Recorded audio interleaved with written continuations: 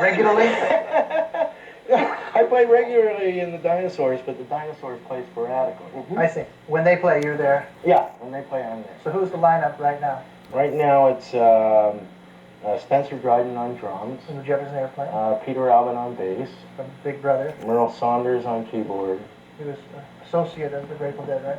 Yeah, vaguely, and the thing with Jerry. And Papa John Creech on fiddle. And he's a new addition?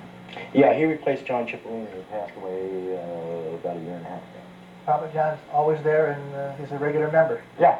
That's sharp. He's a singer?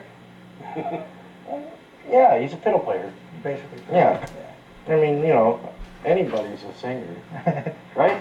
Yeah, I heard Wavy singing before the show. He was pretty good. Well, Wavy can really sing, actually, because he has soul. Philly.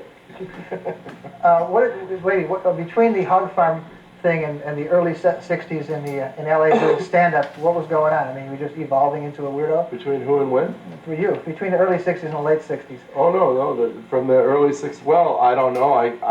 What happened? Wavy, what happened? Elvis Don't tell, Wavy. As your lawyer, I advise you not to tell.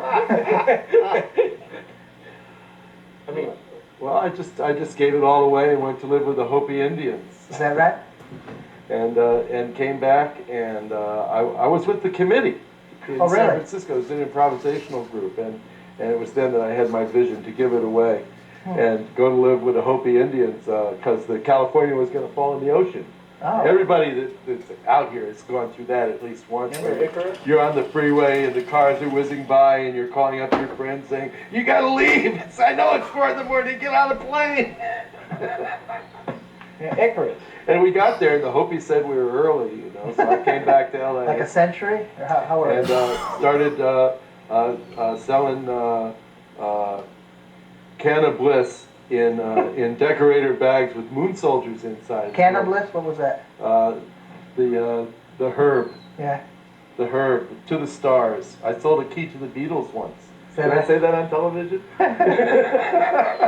Key? The keys to the highway? Was this in their San Francisco appearance? Was that here, or was that? No, that was down south. Was down south. That's where the hog farm started.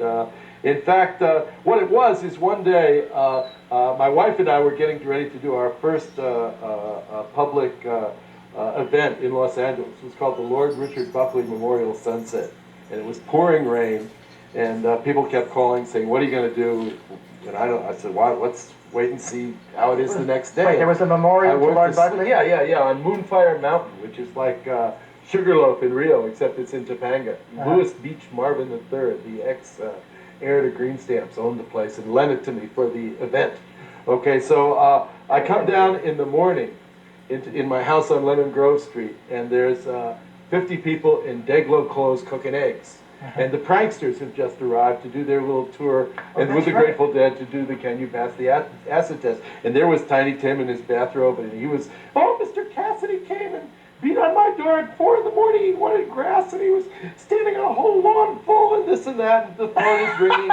So finally I said, "Call off the Sunset, and we'll go to the Unitarian Church in the Valley. They're doing this show called Can You Pass the Acid Test?" Oh, that was the one at so the... that was that one, right? And then we did more and more. Yeah, and one thing led to another, and then the next thing you know, we're posing for the cover of Life magazine, and Ken Babb stole the bus. So my wife and I would move to a 2-bedroom cabin in Sunland, California. Suddenly had 40 house guests. Ooh, Sunland, next to Tahunga. Right. Yeah. Right. And the landlord came by and said, "You can't have 40 people in a 2-room cabin, and you're evicted." And an hour later, a neighbor came by and said, "Well, old Saul up on the mountain had a stroke. They need somebody to slop them hogs." And so we were given a mountaintop rent-free if we would take care of 50, 60 hogs.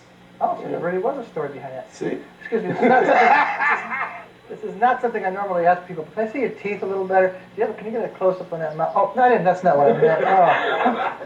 Oh. Show 'em, Wayne. Can I take those are... This is a rainbow bridge. This is a rainbow bridge? I came by this bridge. First of all, you came by it? You bought it secondhand? No. Neil Cassidy. Yeah. Neil Cassidy took me to this dentist named Dick Smith, who also did the light shows for the acid test. And I knew if he worked on Neil's teeth, he had to have quick hands. So he heard me say in the turbulent 60s that the only flag I would ever salute was a rainbow. So he stuck this one in my mouth here. Maybe we'll come back and do an insert on that later, All right. but that's pretty terrific. No.